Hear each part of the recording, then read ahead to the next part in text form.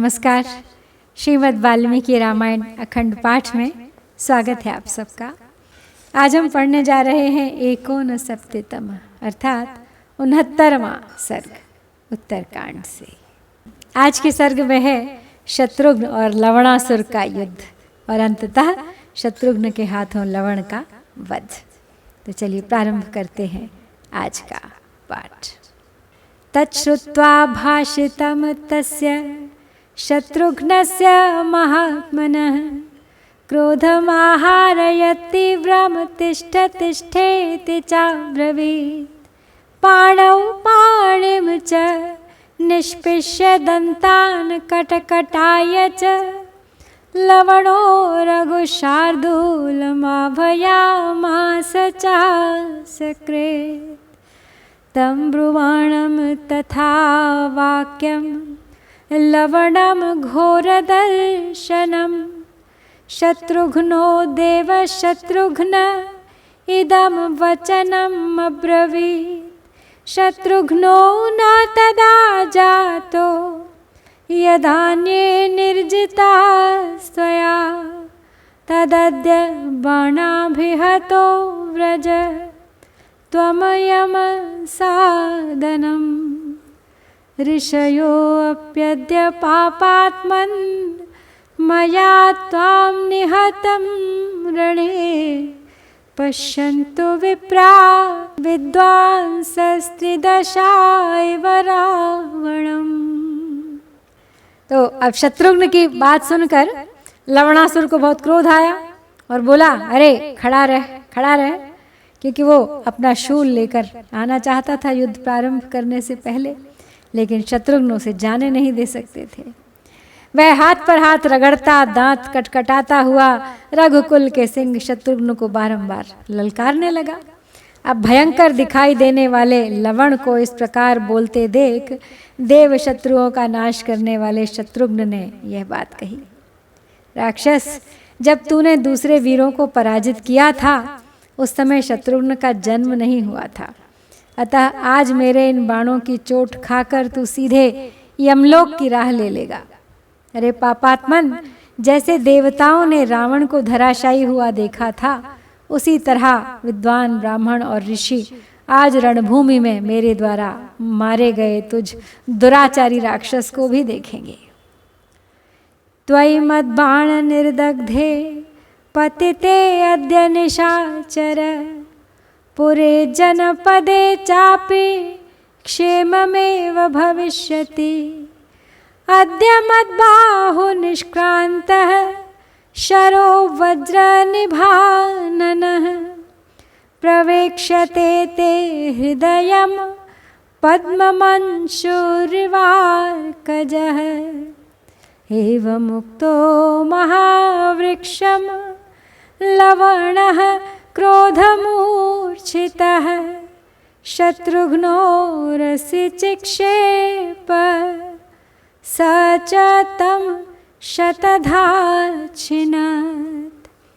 तद्दृष्ट्वा विफलं कर्म राक्षसः पुनरेव तु पादपान् सुबहून् गृह्य शत्रुघ्नायासृजद्बली।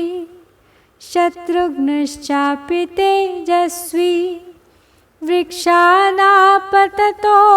बहून् त्रिभिश्चतुर्भिरेकैकं चिच्छेदनतपर्वभिः।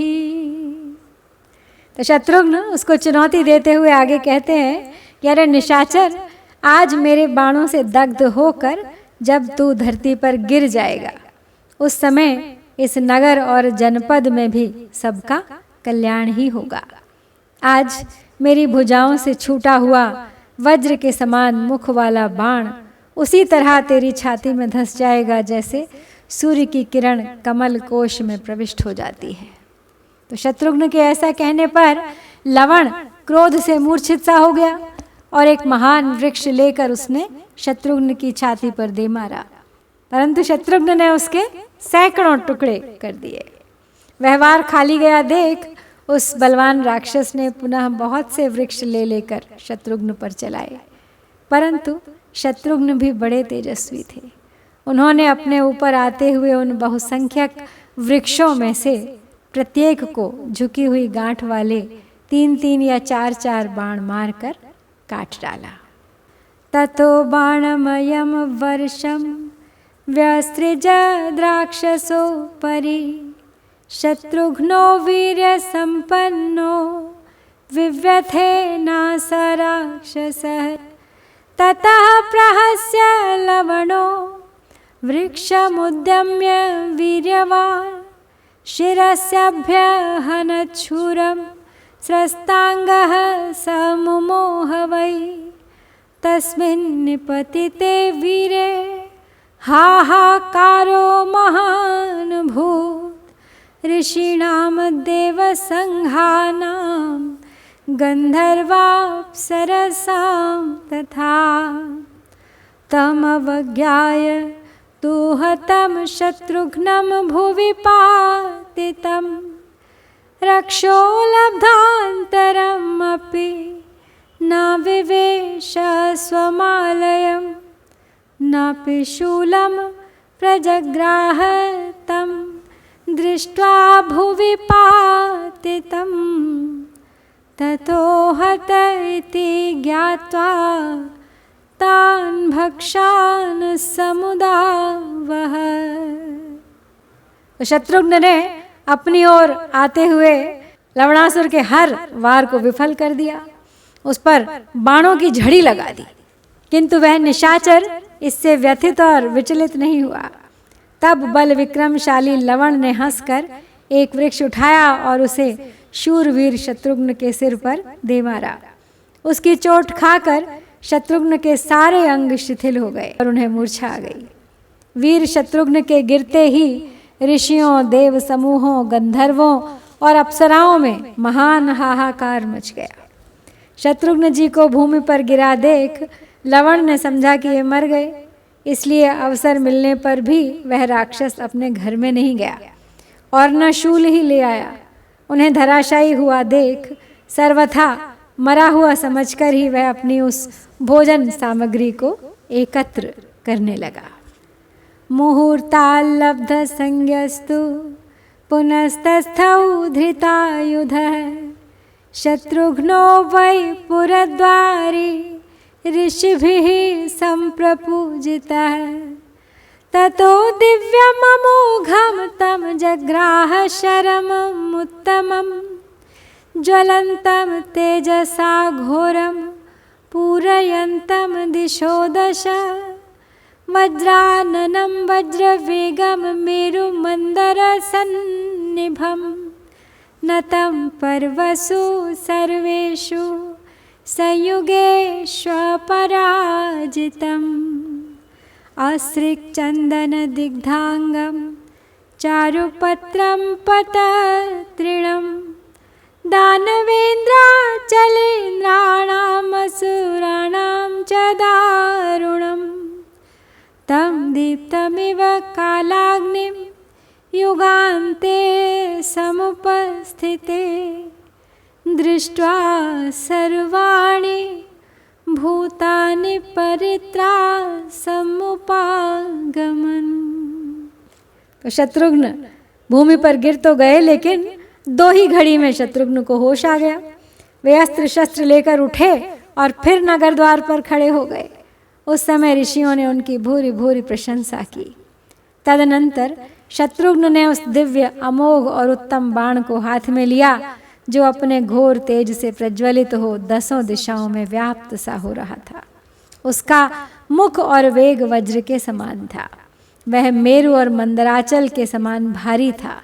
उसकी गांठें झुकी हुई थी तथा वह किसी भी युद्ध में पराजित होने वाला नहीं था। उसका सारा अंग रक्त रूपी चंदन से चर्चित था। पंख बड़े सुंदर थे। वह बाण दानवराज रूपी पर्वतराजों एवं असुरों के लिए बड़ा ही भयंकर था। वह प्रलय काल उपस्थित होने पर प्रज्वलित हुई कालाग्नि के समान उद्दीप्त हो रहा था। अब उसे देखकर समस्त प्राणी त्रस्त हो गए। स देवासुर गंधर्वं मुनिभिः साप्सरो गणं जगद्धि सर्वमस्वस्थं पितामहमुपस्थितम् उवाच देवदेवेशं वरदं प्रपितामहं देवानां भयसम्मोहो लोकानां संशयं प्रति कच्चिल्लोकक्षयो देव सम्प्राप्तो वायुगक्षयः निदृशं दृष्टपूर्वं च न श्रुतं प्रपितामह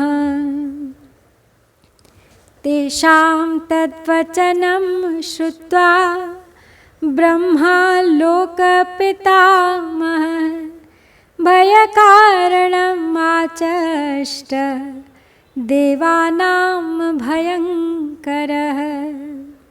तो अब देवता, असुर, गंधर्व, मुनि और अप्सराओं के साथ सारा जगत अस्वस्थ हो ब्रह्मा जी के पास जा पहुंचा, क्योंकि सभी प्राणी उस बाण को देखकर त्रस्त हो गए थे।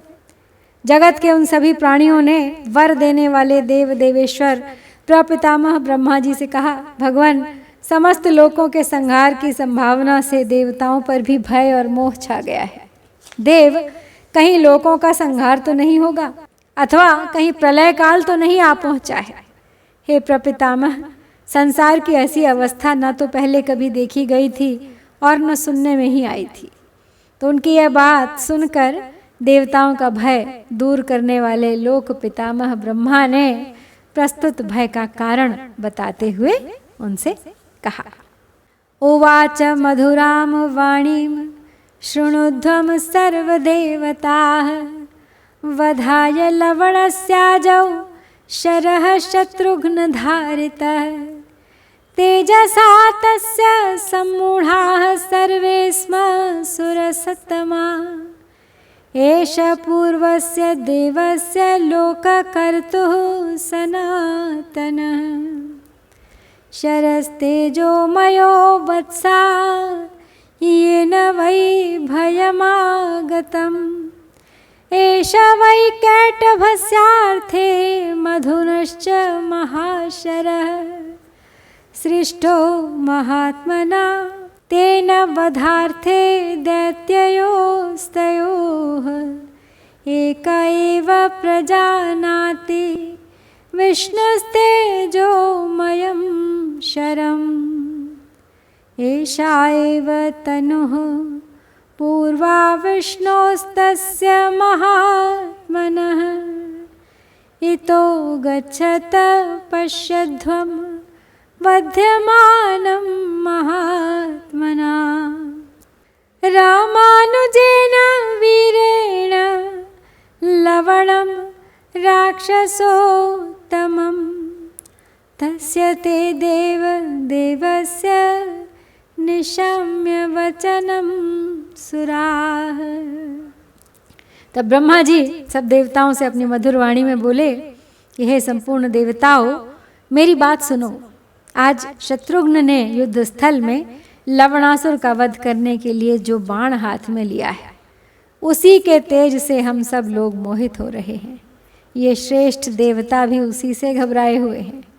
पुत्रों, यह तेजोमय सनातन बाण आदि पुरुष लोककर्ता भगवान विष्णु का है, जिससे तुम्हें भय प्राप्त हुआ है। परमात्मा श्री हरि ने मधु और कैटभ इन दोनों दैत्यों का वध करने के लिए इस महान बाण की सृष्टि की थी। एकमात्र भगवान विष्णु ही इस तेजोमय बाण को जानते हैं, क्योंकि यह बाण साक्षात परमात्मा विष्णु की ही प्राचीन मूर्ति है। अब तुम लोग यहाँ से जाओ और श्री रामचंद्र जी के छोटे भाई महामनस्वी वीर शत्रुघ्न के हाथ से राक्षस प्रवर लवणासुर का वध होता हुआ देखो। आजग्मुर यत्र युध्येते शत्रुघ्न लवणावुभौ तं शरं दिव्य संकाशं शत्रुघ्न करधारितं ददृशुः सर्वभूतानि युगान्ताग्निमिवोत्थितम् आकाशमावृतं दृष्ट्वा देवैर्हि रघुनन्दनः सिंहनादं भृशं कृत्वा ददर्श लवणं पुनः आहूतश्च पुनस्तेन शत्रुघ्नेन महात्मना। लवणः क्रोधसंयुक्तो युद्धाय समुपस्थितः आकर्णात् स विकृष्यात् तद्धनुर्धन्विनाम्बरः समुमोच महाबाणं लवणस्य महोरसि उरस्तस्य विदार्याशु प्रविवेश रसातलं गत्वा रसातलं दिव्यः शरो विबुधपूजितः पुनरेवागमत्तूर्णम् इक्ष्वाकुकुलनन्दनम्। तो अब देवाधिदेव ब्रह्मा जी का ये वचन सुनकर देवता लोग उस स्थान पर आए जहाँ शत्रुघ्न जी और लवणासुर दोनों का युद्ध हो रहा था। शत्रुघ्न जी के द्वारा हाथ में लिए गए उस दिव्य बाण को सभी प्राणियों ने देखा। वह प्रलय काल के अग्नि के समान प्रज्वलित हो रहा था। आकाश को देवताओं से भरा हुआ देख रघुकुल नंदन शत्रुघ्न ने बड़े जोर से सिंहनाद करके लवणासुर की ओर देखा। महात्मा शत्रुघ्न के पुनः ललकारने पर लवणासुर क्रोध से भर गया और फिर युद्ध के लिए वो उनके सामने आया। तब धनुर्धरों में श्रेष्ठ शत्रुघ्न जी ने अपने धनुष को कान तक खींचकर उस महाबाण को लवणासुर के विशाल वक्षस्थल पर चला दिया। वह देव पूजित दिव्य बाण तुरंत ही उस राक्षस के हृदय को विदीर्ण करके रसातल में घुस गया तथा रसातल में जाकर वह फिर तत्काल ही इक्ष्वाकु कुलनंदन शत्रुघ्न जी के पास वापस आ गया। शत्रुघ्न शर निर्भिन्नो लवणः स निशाचरः पपात सहसा भूमौ वज्राहतिवाचलः